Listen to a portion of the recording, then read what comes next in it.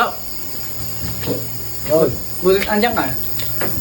May pupuntahan ka ba? May lakabang lag niya? Ay, may lakad ako ngayon. Ay, magkapasama sana ako sa Maligo. May dalaga rin, bago lang. Ay, hindi pwede. May tinatrabaho kayo. Baka...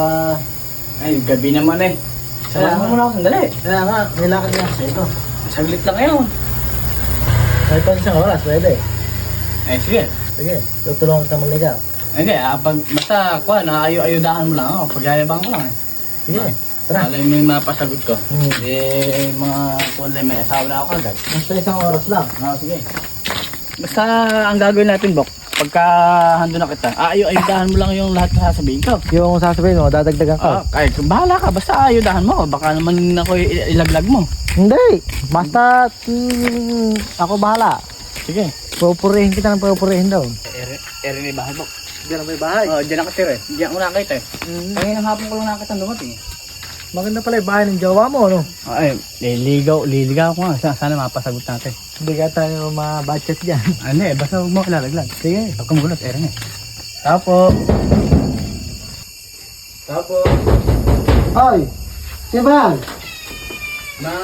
Maliligaw ho sana sa anak niyo. Ha? Maliligaw ho sana kami sa anak niyo. Magandang gabi ho. Ay, magandang gabi. Magandang gabi ho. Tuloy kayo. Yung nga gusto ko. Nililigawan ako sa bahay eh. Upo muna kayo. Anak, lumabas ka't may bisita ka. Merong mga ginong nanliligaw. Okay, kayo na muna dyan. Magandang gabi sa'yo. Angela nga ba pangalan mo? Angela. Ay, ako gandang-ganda. Kaya minabuti kong puntahan dito sa kanila. Abay, ako'y ganun ako talaga lumigaw ba ko. Ano ulit pangalan mo? Angela nga ba? Angela, Ilan taon ko na ba? 27. Aba, saktong-sakto. Magkaidaran pala tayo eh. Sakto Sa katunayan eh. Abay, kailan ka ba naging 27? Magta-28 na ako ngayong January. Tama-tama. Ngayon din January, birthday ko po. Ako ngayong January din ako mag-28. Oo, batang-bata ka pa. Baby face ka pa nga eh. Magkaidaran na pala tayo.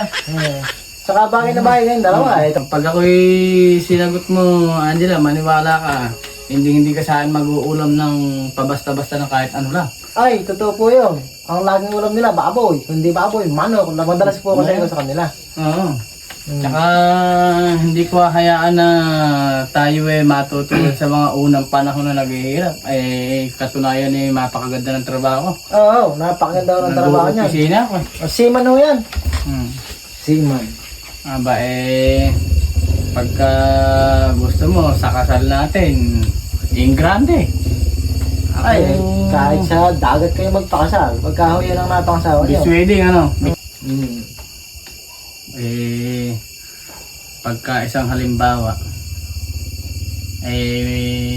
ako isasagutin mo, magiging tayo.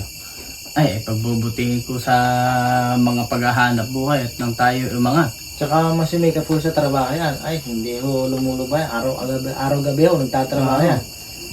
Napakasipag ho nung kasama ko na yan. Katunayan sa amin sa pamilya namin, sa maniwala ko sa hindi. Lahat ng tao sa amin masisipag. Masisipag yung lahi namin. Nako! Huwag ka maniniwala ate dyan. Napakatamad niyan. Ano ginagawa kundi humiga pumangong? Baka maniwala ka dyan ate. Ang sasakyan ko 4. Nako! Alang sasakyan na ate yan. Kambing na pwet lang alaga niyan. Kahangakwak lang yung mga tao na yan. Nagbabakal bote lang yan eh. Baka maniwala ka dun mga sa katunayan mahal. Ako, hindi ka mahihiyang ako'y tabihan at kung maligo ako, napakadalas. Sa maghapon, mahinay 5. Nako ate, nagyayabang lang yung tao na yan. Isang buwan kung bago maligo yan, ang putok niya, 20-20 palo. Huwag kang maniniwala ate dyan. Katunayan, sa opisina ako nagtatrabaho. Nako, malabong mangyari ka nun. Ala ba ito, mahirap pa ba ito sa mga daga? Kilala ko ito mga karatas niya. Tara na, tara. Tara na. Nay, ako na ba? Tara, huwag ka nang salita dyan, tara. Ate, Etong kasama ko na to, Supot Bato.